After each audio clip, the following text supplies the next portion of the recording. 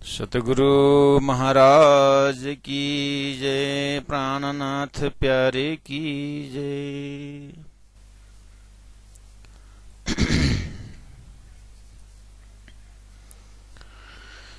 अक्षर एक बारे गमा बोले वा श्लोक माहे 32 એ છલ આણી અર્થ આડો ખોલે છે જગદીશ, ખોલે છે જગદીશ। સચ્ચિદાનંદ પાર બ્રહ્મ की जय। कलश गुजराती प्रकरण 6 चौपे नंबर 9 को हमने उच्चारण किया। वेद की जाली, वेद में जो ज्ञान है बहुत ही छुपा हुआ और बहुत सारा आवरणों के अंदर, जैसे सागर में मोती चुनना हो तो बहुत गहराई में जाना पड़ता है, ऐसे ही हीरा के खदान में जाकर के देखें तो बहुत सारे ऐसे पत्थरों को हटाने के बाद हीरा मिलता है। ऐसे ही वेदों के अंदर जो ब्रह्म तत्व है उसको बहुत ही सांकेतिक भाषा में छुपा के रखे हैं। बाकी जो चीज है ज्यादातर वहां पर कर्मकांड का विषय है, उपासना का विषय है और ब्रह्म ज्ञान बहुत कम है। इसलिए प्राणनाथ जी ने उस पोर्शन को एक शब्द का जाल करके नाम दिया हुआ है। तो आइए सुंदर साथ जी, अब उसको व्याकरण का फिर शुद्धिकरण की बात आती है। तो आम जनता जनार्दन परमात्मा को प्राप्त करने के लिए कोई आशा ही नहीं है। इसलिए स्वयं परमात्मा ने फिर क्या किया, पुराणों का फिर अपने अवतार धारण करके लीला रूप से फिर भक्ति मार्ग स्थापना करके फिर भक्ति से भी परमात्मा को प्राप्त किया जा सकता है करके ऐसा विधान आता रहा। तो महामती प्राणनाथ जी अर्थात तारतम्य का समय ऐसा आया कि अब एक कंप्लीट फिलॉसफी, सभी कर्म का लेवल, उपासना का लेवल, ज्ञान का लेवल, साकार निराकार, ये सभी उलझनों को पार करने के लिए तारतम्य वाणी अंतिम समय में तारतम्य वाणी का अवतरण हुआ है प्यारे सुंदर साथ। इसीलिए अब तारतम्य अवतार या तारतम्य स्वरूप महामती प्राणनाथ जी अक्षरातीत परब्रह्म परमात्मा को ही ये सब छानबीन करने का एक अधिकार है। ये सब कोई इस तरह से वर्णन करने का भी किसी का हिम्मत नहीं रहता है, बुद्धि भी नहीं पहुंचती है। ये तो परब्रह्म परमात्मा, साक्षात परब्रह्म परमात्मा बोल रहे हैं, इसीलिए कमांडिंग के साथ, एक अपने अधिकार के साथ चौपाइयां परब्रह्म परमात्मा ये ज्ञान दे रहे हैं चौपाई के माध्यम से। तो 10 नंबर चौपाई में कहा एवा छल अनेक अर्थ आड़ा। इसीलिए ते अर्थ माए कई छल, स्वप्न के जगत में ब्रह्म तत्व स्वप्न से परे, मोह से परे, और मोह के अंदर स्वप्न के अंदर ब्रह्म ज्ञान, वेद का ज्ञान। अब सुनिए कैसा हुआ होगा। बोले यहां पर एवा, इस तरह से एक शब्द का अर्थ जो है वो ब्रह्म परक अर्थ न होने से, ब्रह्म परक अर्थ न होने से, ब्रह्म पकड़ाने वाला या ब्रह्म मिलने वाला अर्थ न होने से बाकी अर्थ क्या हुआ, माया का ही बढ़ावा दिया। माया के अंदर ही त्याग की बातें आई, स्वप्न के अंदर ही त्याग, स्वप्न के अंदर ही भक्ति, स्वप्न के अंदर ही कर्म, स्वप्न के अंदर कहीं ज्ञान। इस तरह से उलझन के ऊपर और उलझन खड़ा हो गया। प्राणनाथ जी उस दृष्टि से देख रहे हैं। तो अब क्या हुआ, एवा छल अनेक और अर्थ आड़ा ते अर्थ माहे कई छल। तो जैसे एक झूठ को छुपाने के लिए 100 झूठ बोलना पड़ता है, ऐसे ही शुरू में अर्थ ही ब्रह्म परक न होने से अब एक झूठ के ऊपर और दूसरा झूठ, एक छल के ऊपर दूसरा छल, इस तरह से छल का ही विस्तार हुआ करके तारतम्यवाणी के माध्यम से हम श्रवण कर रहे हैं। अक्षर अर्थ भाव अर्थ आड़ो पछे करे भाव अर्थ अटकल। अब क्या होता है इससे? अब इससे ऐसे होगा कि जब अक्षर अर्थ जो सूर्य का अर्थ जो है वो ब्रह्म परक न होने से माया परक हुआ। अब उसका भावार्थ जो करेंगे वो भी माया का ही रहेगा और आड़ो यानी ब्रह्म तत्व के लिए पर्दा बन जाता है। वो फिर वही शब्द पर्दा बन जाता है। पछे करे भावार्थ अटकल, बाकी फिर भावार्थ नहीं मिलता है तो फिर अंदाज लगाते ऐसे ही होना चाहिए। ऐसा क्यों हो रहा है? क्योंकि श्लोक के श्लोक जो है एक आपस में काटता है। जैसे देखिए, जो मूल अर्थ है उसमें मूल जो मंत्र है उसमें अगर सीधा परमात्मा का ही अर्थ आ गया तो बच गया। लेकिन उसको अर्थ करने वाले जो रहते हैं वो अपने बुद्धि से अर्थ कर लेते हैं। उसके बाद उसके भाष्य हो जाता है, उसका टीका हो जाता है, टीका में फर्क पड़ता है। अब मूल में पहुंचने का तो किसी का दम नहीं होता है। बाकी फिर उसके अर्थ में फलना में ऐसा लिखा है, फलना ग्रंथ में ऐसा लिखा है करके आपस में झगड़ा शुरू हो जाता है। फिर उसको मर्दन करने के लिए और एक ग्रंथ लिखी जाती है। अब उसके बाद उसके ऊपर पीएचडी कर देते हैं आज के संसार में कि उसने इसमें पीएचडी किया है। तो पीएचडी में क्या रहता है? फलना का मान्यता ऐसा है, फलना का मान्यता ऐसा है, उसका फैलना का ऐसा है करके लास्ट में क्या आया उसमें और एक कंफ्यूजन लेके छोड़ देता है। तो अब टाइटल हो गया पीएचडी। खाली शब्द भंडार है लेकिन अर्थ कुछ नहीं। ब्रह्म परक अर्थ है, मुक्ति परक अर्थ है नहीं। ये एंगल से बोल रहे हैं। इसलिए अक्षर अर्थ भावार्थ आड़ो पछे करे भावार्थ अटकल। जैसे उदाहरण देते हैं, नारायण उपनिषद में कि भगवान नारायण को परब्रह्म परमात्मा करके इतना भरमार श्लोक है और उसको टीका वाला ने अब उसके ऊपर प्रेम से अर्थ है कि ये भगवान नारायण ऐसा ऐसा करके भरमार, उसके ऊपर टीका के ऊपर और प्रवचन शुरू हो गया। आज फलना जगह में नारायण उपनिषद के ऊपर चर्चा है, ये है करके अब शुरू हो गया। बाद में उधर से फिर दूसरा एक आ गया कि ये कितने नारायण हैं करके पूछेंगे बार, कितने नारायण हैं? नारायण भगवान एक है तो वो दूसरा ग्रंथ निकाल देकर दिखा देगा।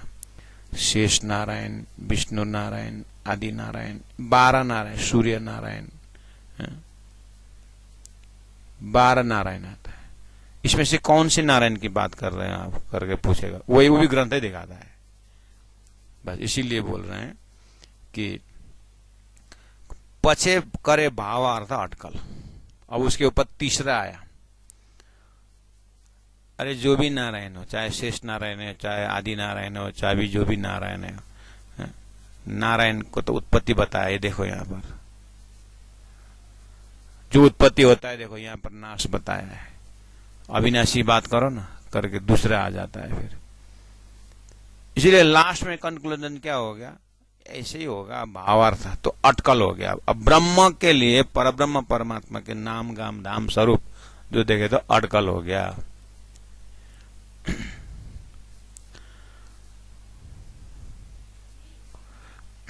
तो अक्षर अर्थ भावार्थ आड़ो, अक्षरता गलत होने से भावार्थ में आड़ा बन जाता है, पर्दा बन जाता है। पछे करे भावार्थ अटकल, उसके बाद अर्थ नहीं मिलता है, प्रलय भी है और उत्पत्ति भी है, ऐसा करके ब्रह्म के लिए तो अटकल अंदाजी हो जाता है। तो अब इसीलिए शुरू हो गया। परमात्मा को कितने बोलते हैं साकार है, कितने बोलते हैं परमात्मा निराकार है, ये सब अटकल से हुआ। अब बैठ गए अर्थ करने के लिए। 11 नंबर चौपाई देखिए। ते बसे पंडित विष्णु संग्रामे, एक कानने कड़का थाए, माहो माहे बड़ी मरे, एक मात्रा न मिलाए। बादे वाणी सीखे सूरा, सुध बुध जाए शान, स्वांत नावे सुपने, उपजे क्रोध गुमान। ते वाणी व्यासे की दी मोटी, दीदू छलने मान। ते माँ पंडित तानो ताना करे, माहे अहमेव ने अज्ञान। चौपाई नंबर 11, 12, 13, 3 चौपाई में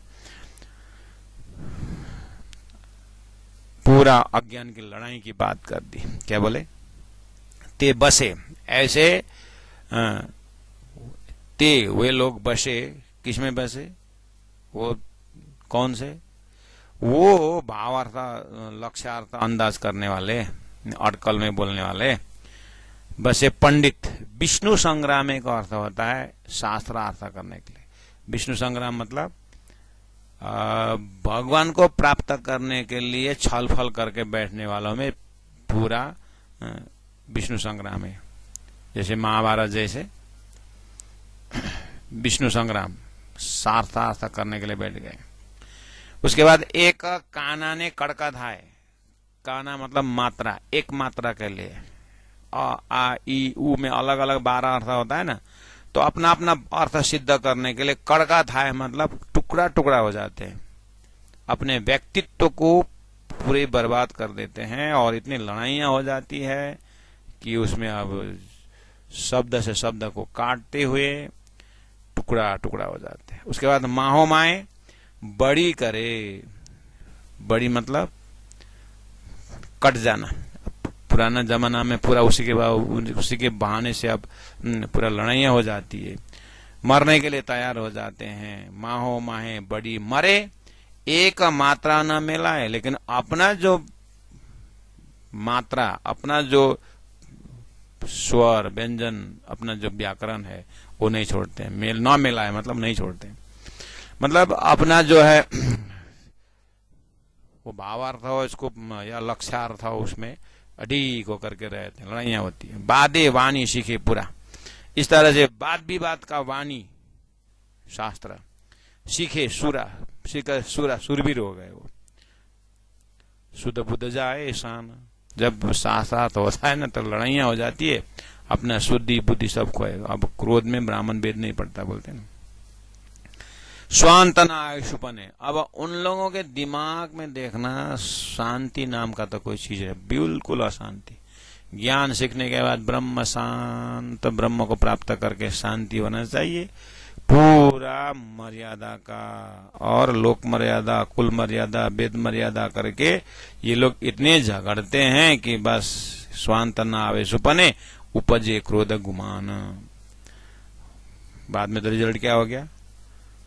जिन्होंने जीता वो पूरा गुमान, अहंकार ले हमने शास्त्र से विजय कर दिया, और दूसरा जो हारा हो क्रोधित, इसको देखना मोह, और मैं और 2-4 उपनिषद, 2-4 पुराणों को पढ़ करके मैं फिर इससे साथ आता करूंगा, वो फिर क्रोधवश हो रहा है। ती वाणी व्यासे की दी मोटी, वेद व्यास जी ने सारा ये वेद शास्त्र उपनिषद की दी मोटी, बहुत महत्व दे करके गाया। बाद में स्वयं वेद व्यास अशांति हो करके, मुझे शांति कहाँ मिलेगी प्रभु करके स्वयं फिर रोते हैं। और नारद जी द्वारा चतुर्श्लोकी भागवत सुन करके, फिर श्रीमद् भागवत लिख करके, फिर श्री कृष्ण के भक्ति प्रेम में ब्रज गोपियों का प्रेम का रस पी करके फिर वो शांत हो जाते हैं। और उधर ने जो उन्होंने अज्ञान में लिखा हुआ, जो भी जैसे लिखा हुआ सारा शास्त्रार्थ करने के छोड़ दिया और अपने आप को अपने दूसरे रास्ता लिया। अब लोग झगड़ा करते हुए कब ये व्यास जी के विवेचन में पहुंचेंगे? उनको तो शांति तो ब्रज के प्रेम में मिला है, रास के प्रेम में मिला हुआ है। भले रास कहाँ किस तरह से विवेचन न हो, फिर भी रास शब्द से तो आया है ना जीवन में। इसलिए स्वांत न आवे सुपने, उपजे क्रोध गुमान, ते वाणी व्यासे की दी मोटी, दीदू छलने मान। छल को सम्मान देने के लिए। छल को सम्मान मतलब शास्त्रार्थ करके आते लोग गांव में, उनको पगड़ी पहनाते हैं। राजा, पहले जमाने में राजा रहता था तो राजगुरु जब जीत के आता था तो बिल्कुल उनको पगड़ी पहनाई जाती थी। राजा के बगल में राजगुरु बनते थे। ऐसा समय में क्या हुआ, दीदू छल ने मान, क्या सिद्ध करके आए, छल सिद्ध करके आए कि उसका सम्मान मिल गया है। ऐसी दुनिया है। तो राजी महाराज ने कहा था, हे ब्रह्मात्माओं, आप लोग ऐसे खेल देखने जा रहे हो तो वो मूल सूत्र नहीं भूलना है सुंदर साथ जी। तेमा पंडित तानो ताना करे। तेमा मतलब ऐसे छल ब्रह्म को छल शब्दों से सत्य को पुष्टि करने के लिए छल का आधार लेकर के, स्वप्न का आधार लेकर के, तेमा उस शास्त्रार्थ में पंडित लोग, ज्ञानी लोग तानो ताना करे, अपने अपने अर्थ को खींचा तानी करके, माहे अहमेव अज्ञान, और अंदर में अहंकार और अज्ञान का पूरा माहे मतलब अंतस्करण में, अंदर की दुनिया में देखेंगे तो अहम एव ने अज्ञान, अहम और अज्ञान, अपने को पूरा अहंकार में लिए हुए हैं और अज्ञान की लड़ाइयां हो रही है। इस तरह से देखा प्राणी। आगे क्या बोले, ए छल पंडित भणिने मान मुड़ो पामे, ए मुड़ पंडित सौ छलना भूलभ्य एनी भोमे। बोलो श्री प्राणनाथ प्यारे की जय। सुंदर साजी, थोड़ा सा अपने इस चौपाई के अंदर थोड़ा वर्कशॉप करना होगा। महामती प्राण जी बोल रहे हैं ये चौपाई जो है कोई व्यक्ति विशेष की नहीं है।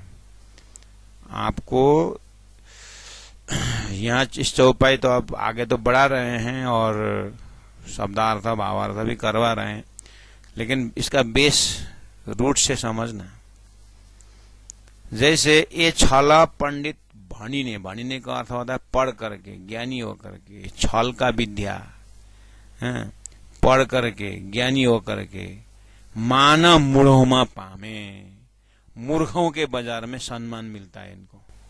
इतना विद्वानों को, ऐसे ऐसे विद्वानों को मूर्ख बोलने का अधिकार किसको होगा? कौन बोल सकता हो? विचार करिए।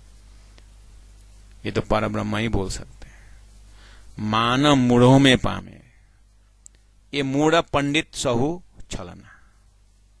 ये जितने भी पंडित ज्ञानी होकर के शास्त्रार्थ कर रहे हैं ना, ये सब मूर्ख पंडित है और सब छल के व्यापार करने वाले हैं। भूलभ्य एनी भोमे, इस भोम का गुणी है ऐसे ज्ञानियों को भुलाने के लिए। तो ऐसा कौन बोल सकता है? मारेंगे नहीं क्या मूढ़ पंडित बोलते समय? तो कोई सहन कर सकता है? इसलिए आप हमारे हृदय में, हम वाणी पढ़ रहे हैं, हम चिंतन कर रहे हैं, तो कृपा करके अपने आप को ऐसा चौपाई कंठस्थ किया और समाज में जा करके मूर्ख पंडित करके ऐसा मत बोलने। और दूसरी बात, मूढ़ मान मूढ़ों पामे, मान मूढ़ों पामे। ये मूढ़ पंडित सौ छलना भूलभ्य एनी भोमे।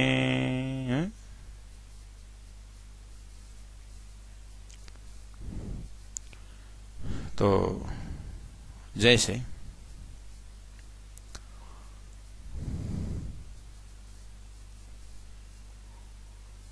शंकराचार्य बनारस की गली में घूम रहे थे तो एक बूढ़ा संस्कृत का सूत्र जोड़ रहा, कंठस्थ कर रहे थे। भज गोविंदम भज गोविंदम, गोविंदम भज मूढ़मते। डुक्रीन करने कुछ सूत्र है, वो कंठस्थ कर रहे थे बूढ़ा। शंकराचार्य ने देखा ये डुक्रीन करने सूत्र कंठस्थ करके कब ये ब्रह्म मिलेगा इसको? तो उनके हृदय से भज गोविंदम जैसे सूत्र निकल गया। भज गोविंदम गोविंदम भज मूढ़मते। शंकराचार्य ने बोला ना मूढ़मते।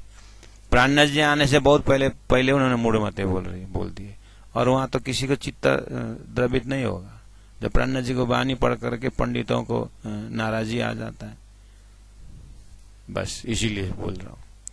शंकराचार्य ने पहले बोल दिया है मूढ़मते। समझ में आई ना बात? कहने का मतलब धरती में पहले ही किसने किसको मूढ़ बोला हुआ है, मूर्खा बोला, वो पहले ध्यान में देना। उससे क्या होता है? अपने को सहने का ताकत बढ़ता है। इसलिए प्यारे सुंदर साथ जी, शंकराचार्य बोल सकते हैं मूढ़मते। देखिए वो यही लाइन में प्राणनाथ जी भी बोल सकते हैं मूढ़मते। हम उतना दर्जा कवर नहीं किए, इसलिए आप कृपा करके प्राणनाथ जी ने इसे मूर्खा काया कृपा करके मत बोलिएगा। दर्जा होनी चाहिए अपनी। कहां बोल के खड़े होकर रहे। इसलिए प्राणनाथ जी को भी दोष मत देना। प्राणनाथ जी ने विद्वानों को तो कदर ही नहीं करते, मूर्खा बोल रहे हैं करके प्राणनाथ जी को भी दोष मत देना। प्राणनाथ को दोष देने पहले शंकराचार्य को देखिए। और ऐसे बहुत सारे विद्वान हैं जिन्होंने समाज को, सो कॉल्ड ज्ञानियों को मूर्ख कहा है।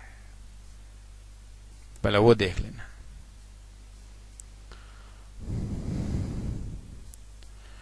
प्राणनाथ जी ने, शंकराचार्य ने तो मूर्ख ही कहा। सुखदेव ने तो गधे भी बोला है भागवत में, स एव आई गोखारा करके। किस प्रसंग में गधा बोला? मनुष्य जड़ बुद्धि, ये ऐसा मनुष्य, ऐसे बुद्धि तो जानवर है, जानवरों में गधे है। तो क्या हम अब गधे बोलने हमको अपने को होता है? बस अपने को बोल सकते हैं हम। मैं तो अभी तक गधे होकर बैठे क्या करके अपने को बोल सकते हैं, लेकिन दूसरों को भागवत में गधा बोला है, उसने मूढ़ बोला है करके समाज में ऐसे बोलना शोभा नहीं देता है।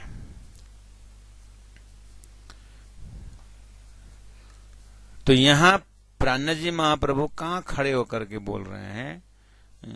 पहला उनको दर्जा को जानिए। सुखदेव ने भागवत में कहा, शंकराचार्य ने भज गोविंदम में कहा।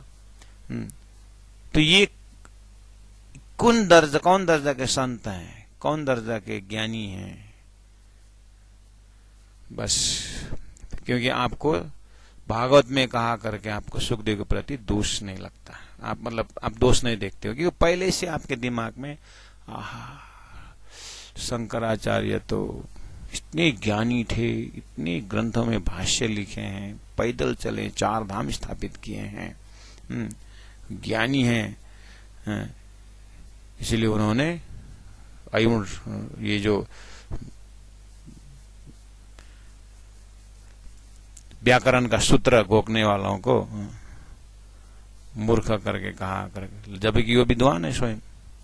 लेकिन एज फैक्टर, कौन से समय में क्या सीखना चाहिए, क्या बोलना चाहिए, क्या तुम्हारे बुद्धि को भी तो लेवल देखो, वो प्रसंग देखिए वहां पर। इसी तरह शंकराचार्य ने प्रयोग किया हुआ शब्द को हमें नाराजी नहीं, हमें दुख नहीं लगता हम अपने ऊपर। क्यों? क्योंकि हमने शंकराचार्य को दिल से ऐसा रखा है, बहुत आदर्श व्यक्तित्व है। समझ में आई बात? जब हमें वो दर्जा प्राप्त होता है वो प्रयोग कर सकते हैं। इसलिए प्राणनाथ जी की वाणी इज इक्वल टू, तो संसार में कुछ है ही नहीं। इसलिए एटलीस्ट प्राणनाथ जी की वाणी और प्राणनाथ स्वरूप को थोड़ा एक तरफ रखे थोड़ी देर के लिए, उसके बाद चलिए शास्त्रों में किसने किसको मूर्ख बोला है वो ढूंढिए। 60 वर्ष कितना 40 वर्ष तपस्या करके गंगा किनारे बैठे थे चमत्कारी बाबा। शंकराचार्य ने पूछा कि आपने अभी तक क्या उपलब्धि की, तो गंगा के ऊपर चल के दिखा दी अपने चमत्कार, और गंगा के पानी के ऊपर फट फट फट निकले और वहां से वापस भी आए। देखिए हमारा 40 वर्ष का मेहनत शंकराचार्य ने 4 आने पैसे दे दिए, 4 आने दे दी उन्होंने, तो वहां पर नाराज हो गया।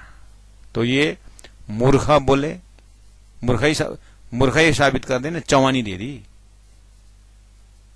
तो मुख से नहीं बोले शब्द, तो काम से दिखा दिया ना। तेरा 40 वर्ष तो तूने 4 आने भर भी काम नहीं किए, ये 4 आने का बराबर का तेरा ये सिद्धि है करके बोले। क्यों ऐसा किया? तो बोले तूने 40 साल में बस इतना ही किए कि पानी के ऊपर जाना आना। वो तो अभी हम नौका में, लकड़ी के नौका में बैठ करके 4 आने दिया था उसको, नौका वाले को, इसलिए तेरे को भी 4 आने दे रहा हूं। तो 40 वर्ष की सिद्धि, तो जो भी चमत्कार के ताकत दिखाते हैं, तो उनको उसी समय में खंडन करके मूर्ख कहा है।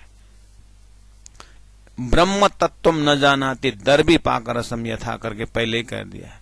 ब्रह्म तत्व तो जानता नहीं, लेकिन आदित्य चतुर्वेदान सर्वशास्त्र ने कदा ब्रह्म तत्व न जानती दर्भी पाकर रसम यथा।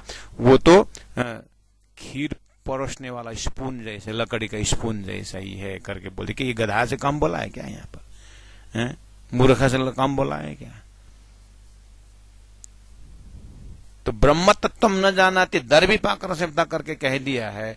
तो प्यारे सुंदर शाह जी, इसीलिए थोड़ा सा प्राण जी को वाणी को कहाँ खड़े होकर के प्राण जी बोल रहे हैं, उस चीज को पहले अपने लेवल को बताना, अपने लेवल को जानना जरूरी है। यानी चमत्कारी बाबाओं के प्रति ज्ञानी बिल्कुल उसका खंडन मंडन करते हैं।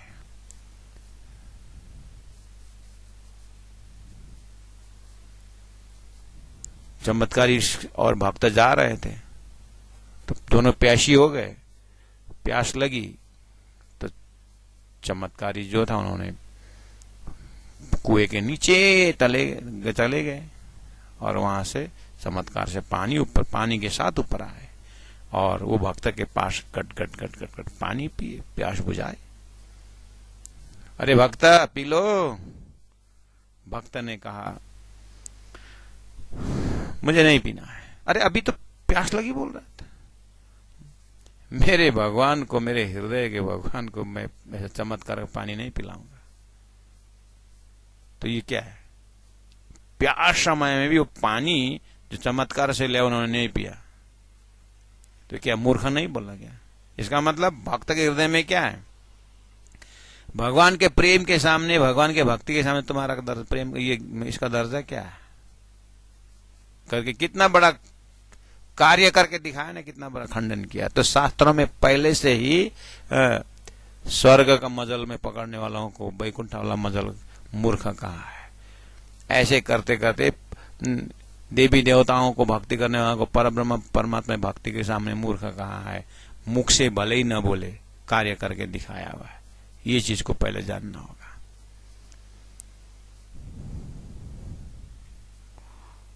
तो भक्त आगे निकला, प्यास आगे जाकर के कुआं फिर मिला, सूखी तो नहीं थी लेकिन बहुत नीचे 15-20 फुट नीचे पानी दिखाई तो दिया। चमत्कारी बाबा बोलता है, ओ भगत कैसे पियोगे? जब मैंने मुख के ऊपर पानी दिया तो पिया नहीं, अब पी लो, कैसे पियोगे देखते हैं। तो भक्त ने कहा, भगवान आप मेरे हृदय में विराजमान है, आपको प्यास नहीं लगी? अगर आपको प्यास लगी है तो पानी पी लो। इतना ही बोला मुस्कुराते हुए, और जमीन से अपने आप पानी ऊपर आया और ऊपर पूरा टन पानी भर गया कुआं में। बहुत शीतल, बहुत मीठा, मिश्री जैसे सुगंधित पानी आ गया और भक्त ने घट घट घट घट पिया और अपने भगवान को अंदर में प्यास बुझा दिया। चमत्कारी बाबा देखते रहे और ऐसा लगा मैं तो नीचे जा करके पानी ऊपर लाया, ये तो ऊपर बैठे बैठे पानी ऊपर ले आया है? तो कार्य करके दिखाया कि नहीं दिखाया? मूर्ख से कम बोला क्या यहाँ पर? एक नंबर अज्ञानी सिद्ध कर दिया। तो प्राण जी महाप्रभु ने मेड़ता में जैन साधु का चमत्कार का खंडन मंडन कर दिए थे। तो प्राण जी कौन है? इसीलिए प्यारे सुंदर साहब जी, चौपाई में ऐसे शब्द आया करके कृपा करके टेंशन मत लेना, पहला प्राण जी का दर्जा समझ लेना तो आसान हो जाएगा। और किसी ने वाणी के ऊपर आरोप लगाया ऐसा करके तो आप पहले प्राण जी का परिचय देना, अर्थात इन्हीं प्रमाणों के साथ जब स्वर्ग वाले को, चमत्कारी वाले को ज्ञानी खंडन कर रहा है और ज्ञानी को भी आगे जाकर के ज्ञान तो लिया लेकिन ब्रह्म तत्व नहीं जाना, तो उसको भी दरवी पाक रस्म यथा करके कहा। ऐसे करते करते वहीं पर खंडन मंडन होते हुए कहाँ गया है। जो प्रेम के विषय में हाँकने वालों के ऊपर भी फिर ज्ञानियों ने खंडन मंडन कर दिया है, लेकिन जब ब्रज का प्रेम की बातें आती है तो सब साइलेंस हो जाते हैं। जब अब गोपी और कृष्ण के प्रेम के विषय में जब बात आती है तो सब नतमस्तक हो जाते हैं। समझ में आई बात। इसीलिए खंडन मंडन तो चलता रहता है। तो प्राणनाथ जी महाप्रभु ने जब बोल दिया कि ये छला पंडित वाणी ने ये छल का माया का विद्या पढ़ करके मान मूढ़ों में पामे, ये सब मूर्खों के बाजार में सम्मान प्राप्त करना ही बस इतना इनका काम है। तो ये कौन बोल रहा है?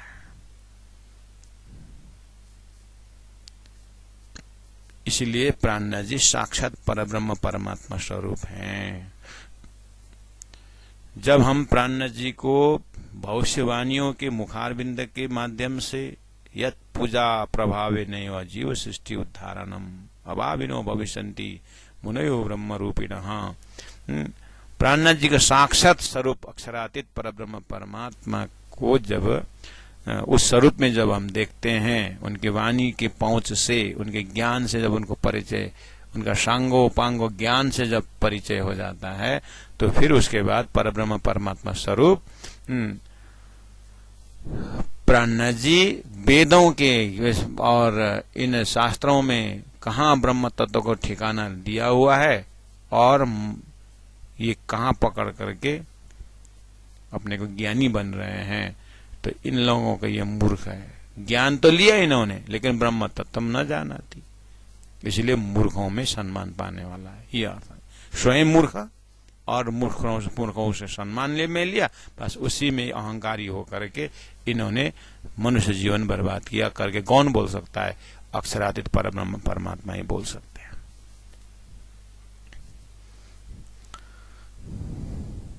इसीलिए प्राणनाथ जी के कंपैरिजन में संसार के वेद व्यास जी, सुखदेव जी, जो भी ज्ञानी भक्त जो है वो प्राणनाथ जी के बराबर में मत लाइएगा। सृष्टि क्रम में सृष्टि के हिसाब से वहां पर उस लेवल में रखिएगा, लेकिन जब प्राणनाथ जी का विषय आता है तारतम्य ले आना, और तारतम्य ज्ञान कहाँ की बात कर रहे हैं?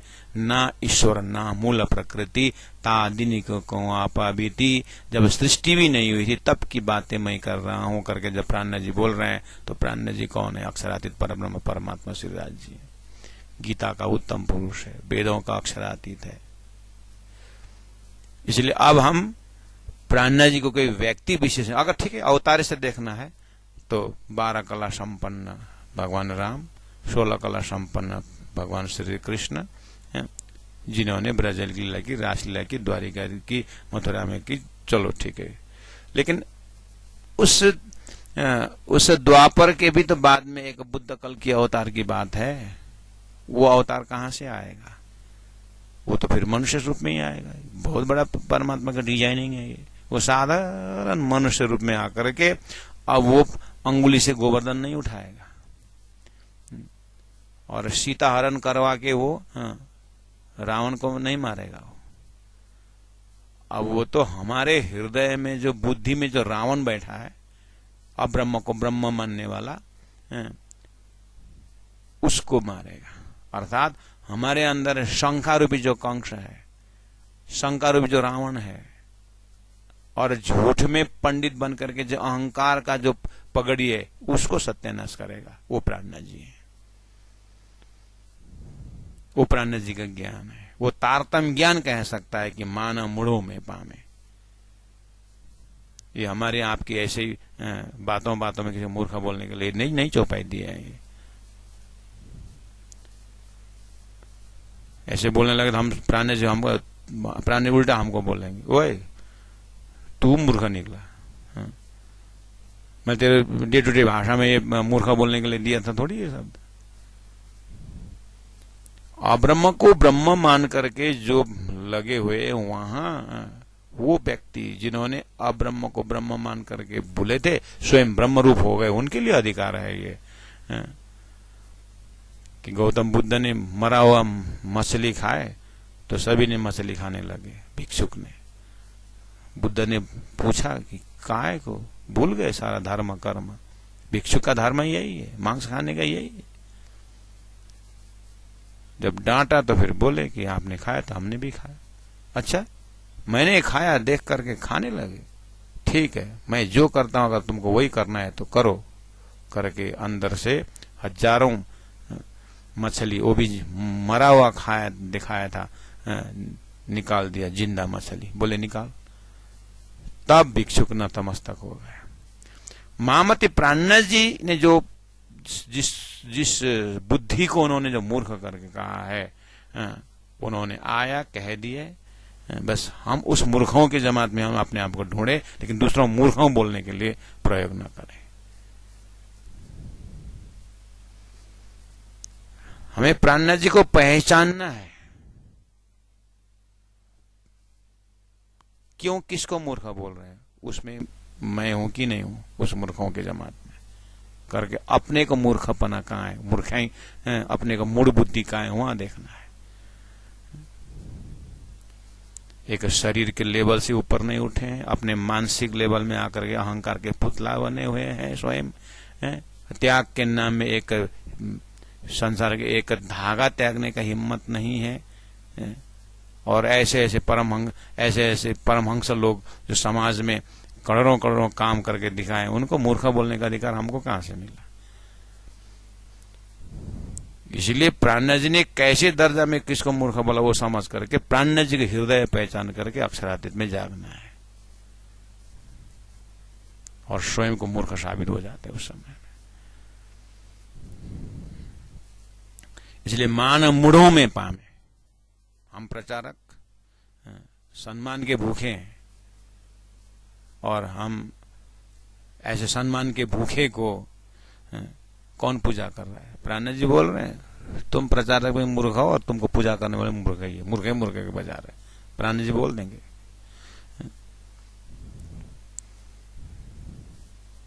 प्राणनाथ जी हंस रहे हैं। मेरे साथ चले हुए ब्रह्म शिष्टियों के, मेरे साथ चले ब्रह्म शिष्टियों, प्राणनाथ जी का चलने वाला सब ब्रह्म शिष्ट थे। 5000 के जमात में कितने बोले? 400-500 ब्रह्म शिष्ट की बात की है प्राणनाथ जी। तो ब्रह्म शिष्टि तो प्राणनाथ जी के साथ ही चले और जाने के तैयार हो गए, तो बाकी कौन रहा? जीव ईश्वरी। ईश्वरी भी जीव ही थे। अब बोल दी कि हम प्राणनाथ जी के साथ चलने वाले उन ब्रह्म मुनियों के हम संतान हैं, तो हम स्वयं ब्रह्म शिष्टि हो गए। तो प्राणनाथ जी यहां कब बोलेंगे?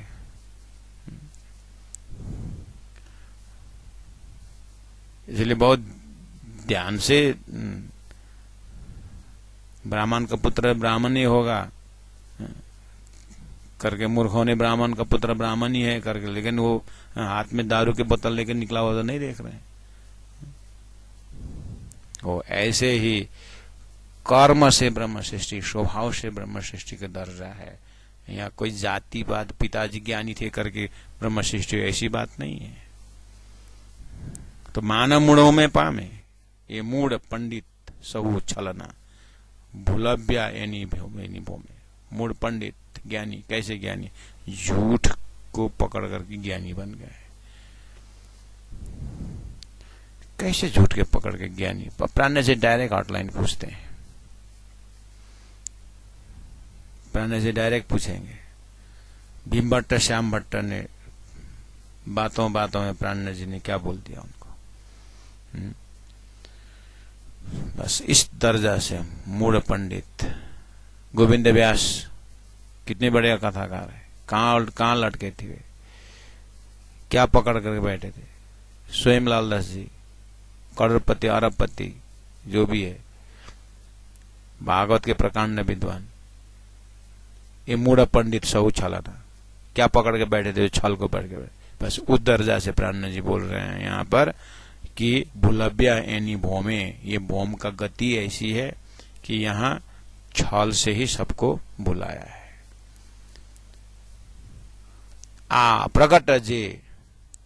प्रगट जे प्रकृत जेमा छल काई न चाले, एमा अर्थ न थाए अवलो ते पंडित हाथ न झाले।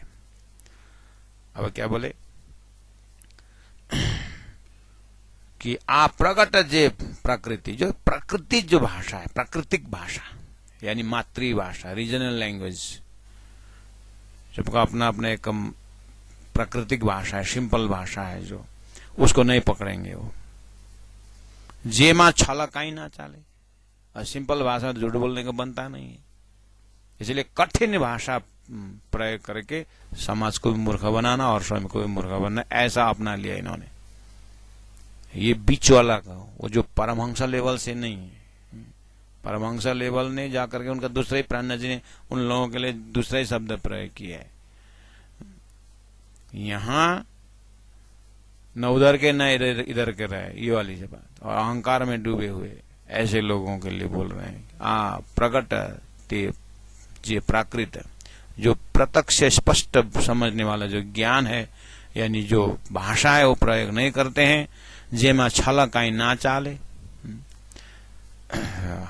मैं शुरू में जब वाणी चर्चा करनी पड़ती थी कालिंपोंग में, उस कॉलेज के स्टूडेंट होते ही, तो वो वाणी चर्चा करनी पड़ती थी, और वाणी चर्चा संडे ऐसे ऐसे में। तो अब वहां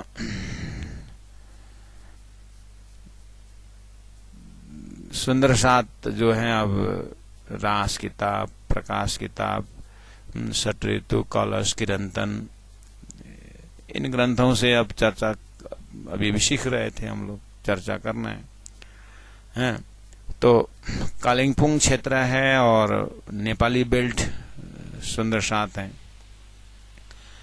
वहां हिंदी सबको जानते हैं, इसलिए हिंदी की चौपाइयां जो है हम उच्चारण करेंगे तो हमारे से पहले ही समझने वाला, नीचे पंडित लोग, ज्ञानी लोग भी बैठे हुए हैं, सीनियर लोग बैठे हुए हैं, पुराने पुराने प्रचारक भी बैठे हुए हैं, और आम सुंदर साथ भी, जैसे मेरे बड़े भैया और मेरे चाचा लोग, वो पहले से राज्य की वाणी पढ़ने वाले हैं, पुराने सुंदर साथ हैं, और हिंदी तो आराम से समझ जाएंगे। तो हम क्या करते उस समय गुजराती पर्सन निकाल करके हम चर्चा करते थे, ताकि हम कुछ एक्स्ट्रा बोलने को मिले। अगर थोड़ा गलती भी अगर हो गया तो उनको समझते नहीं है वो लोग, इसलिए हिंदी में अगर गलत हो गया तो फिर पता चल जाएगा करके हम अपने बचने के लिए गुजराती पोर्शन से हम वाणी चर्चा करते थे। हमारा भी, ताकि हम सुंदर साथ जो है, बाद में फलना ने तो बहुत अच्छी तरह से बानी सीखा है, कितना बढ़िया बानी प्रवचन करते हैं करके बोलेंगे वो सामने में, क्योंकि गुजराती तो समझ में आना है। तो गुजराती चौपाइयां जो निकाल करके हिंदी वाला नहीं कर देते। कलश हिंदुस्तानी से कर सकते थे, नहीं करते। प्रकाश हिंदुस्तानी से कर सकते, नहीं करते। प्रकाश गुजराती, कलश गुजराती, इन्हें कठिन कठिन चौपाई निकाल करके हम चर्चा कर रहे, ताकि सामने वाला ये बोले कि बहुत ज्ञानी है, बहुत अच्छा से सिखाया लड़का ने करके बोले हैं, और थोड़ा बहुत गलती हो गई तो उनको समझ में ना आए है। बस ये थोड़ा सा सैंपल मैं बता रहा हूं उस समय का, आज का भी वही हो सकता है। जहां बड़े बड़े बानी विद्वान बैठे हुए हैं, वहां पर सिंधी भाषा से हम चर्चा करते हैं, सिंधी हाथ पर किसी को समझ में आता नहीं। वही दर्जा तो बढ़ रहा है। बस यही उदाहरण अपने दिल में मैं लेता हूं और चौपाई को समझता हूं। हाँ, प्राण जी के जमाने में भी संस्कृत का बड़े बड़े उच्चारण करके लोगों को बोल दिए। बस हाँ हाँ महाराज, बाप रे क्या भयंकर, ऐसा लगता है साक्षात दैव ही बोल रहे हैं करके बोले ना, भाषा समझ में नहीं आता। लोगों ने अच्छा मार्ग ले लिया ये पंडित होने का, ज्ञानी होने का। तो इस तरह से विवेचन करना, मतलब इस तरह से आलोचना करना, ये किसका अधिकार है? ये साक्षात परब्रह्म परमात्मा ही अपने सृष्टि में मैंने क्यों वेद का ज्ञान भेजा था, क्यों व्याकरण भेजा था, कब तक के लिए, कैसे के लिए भेजा था, वो तो जाने बिना बस उसी को हथियार बना करके अपना मान बढ़ाने के लिए प्रयोग किए करके परब्रह्म परमात्मा स्वरूप महामति प्राण जी बोल सकते हैं।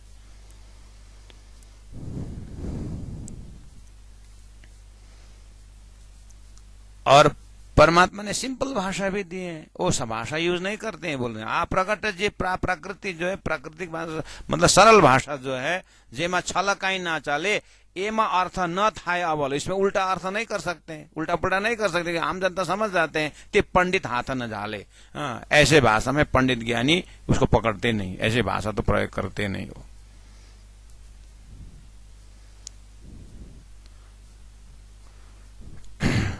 तो हमारे ट्रेनिंग सेंटर वेदांता कोर्स में एक दो विद्यार्थी का भयंकर इंग्लिश, ऐसे ऐसे इंग्लिश का वर्ड प्रयोग करते हैं कि आचार्य जी, पढ़ाने वाले आचार्य जी भी इंग्लिश में पढ़ा रहे सारा कोर्स, लेकिन सुनते सुनते बढ़िया से सुनते थे, समझते थे, सुनते थे सब, लेकिन हम लोग कुछ नहीं समझते थे। थोड़ा बहुत संकेत समझ थे, इतना वामवस्टिक इंग्लिश जो है उनका कि तो आचार्य जी लास्ट में कमेंट करते थे, very nice, well done, but this knowledge it is up to you only करके बोले, ये तुम्हारे तक सीमित रहेगा, ये ज्ञान तुम्हारा जो है ना तुम ही तक सीमित रहेगा। ऐसे शब्द प्रयोग करके आम जनता का क्या फायदा है? तो आचार्य जी बोलते हैं you use simple English, like Mahatma Gandhi बोलते थे। महात्मा गांधी की इंग्लिश बहुत सिंपल है और बात सब उसी में आता है, ये विशेषता है करके आचार्य जी कहते थे। ऐसे ही संस्कृत का बड़े बड़े वर्ड प्रयोग करके शास्त्रार्थ किए हो गए, आम जनता पूरा विश्व क्या बोलते हैं उसको, शास्त्रार्थ में विश्व विजयी होकर के आए, एकदम सम्मान तो मिल गया ना, लेकिन ब्रह्म तत्व न जानती दर भी पाकर था। इसीलिए सिंपल भाषा ये ते पंडित हाथ न झाले, वो अपने हाथ से यानी उस सिंपल भाषा वो पकड़ते नहीं, उसको कठिन कठिन भाषा प्रयोग करके व्याकरण डाल करके यही ज्ञानी बन जाते हैं, लेकिन हाथ में कुछ न पकड़ सकते नहीं पकड़ा सकते। इस अवस्था को खंडन किया। ये जाली जो आया वो वेद से ही आया आने के लिए, लेकिन वेद के अंदर तत्व ज्ञान भी है, लेकिन उसको अर्थ करने तो उनको तो बुद्धि नहीं पहुंचती है। इस तरह से सुनिएगा। बोलो श्री प्राणनाथ प्यारे की जय। इसलिए प्यारे सुंदर साथी जी, यहाँ पर समझने की बात यही है, मैं बार बार बोल रहा हूँ कि प्राणनाथ जी का भाव को लेकर के पहले ही किसने किसको मूर्ख अज्ञानी जो भी बोले शास्त्रों में देखिएगा, उसको मैंने थोड़ा संकेत कर दिया हूं, उसी हिसाब से ले जाइए जाइए जाइए और प्राणनाथ जी महाप्रभु को साक्षात परब्रह्म परमात्मा स्वरूप जब आप पाते हैं हृदय में, तो स्वतः वाणी में जो बात प्राणनाथ जी जिस भाव से बोल रहे हैं भाव समझ में आ जाएगा। और उसके बाद प्राणनाथ जी के हृदय के भाव और दर्द समझने के बाद हम हिम्मत ही नहीं करेंगे कि दूसरों को दबाने के लिए, दूसरों के ऊपर यूज करने के लिए हम यूज नहीं करेंगे। उससे क्या होगा, हमारा अंतस्करण बन जाएगा, हमारे अंतस्करण पाप से बच जाएगा। इसलिए ये तो प्राणनाथ जी परब्रह्म परमात्मा हैं, इसलिए उनकी वाणी परब्रह्म परमात्मा का साक्षात स्वरूप होने के कारण इस वाणी के उजाला से जब देखते हैं तो कितना छल वेदों में और उपनिषदों में रखा है, वो भी समय पाबंदी रखा हुआ है, लेकिन उसे वेदों का सार तारतम्य वाणी में आ गया। प्राणनाथ जी बता रहे हैं, फिर भी समझने की कोशिश नहीं कर रहे हैं। इसलिए प्राणनाथ जी बोल रहे हैं तुम लोग सब मूर्ख की तरह लगे हुए हो, इस तरह से समझना। बहुत बहुत धन्यवाद। सदगुरु महाराज की जय, प्राणनाथ प्यारे की जय, गुरु जी 108 मंगलदास जी महाराज की जय, गुरु जी 108 दीनदयाल जी महाराज की जय। चौपे दोहराता हूँ। श्रीरा श्रीरा श्रीरा श्रीरा श्री आ प्रकट जे प्राकृत, ए आ प्रकट जे प्राकृत, जेमा छलकाए न चाले, जेमा छलकाए न चाले, एमा अर्थ न थाए अवलो, एमा अर्थ न थाए अवलो, ते पंडित हाथ न झाले, ते पंडित हाथ न झाले। बोलो श्री प्राणनाथ प्यारे की जय, सदगुरु महाराज की जय, तीनों पुरी धाम की जय। प्रणाम सुंदर जी, प्रणाम।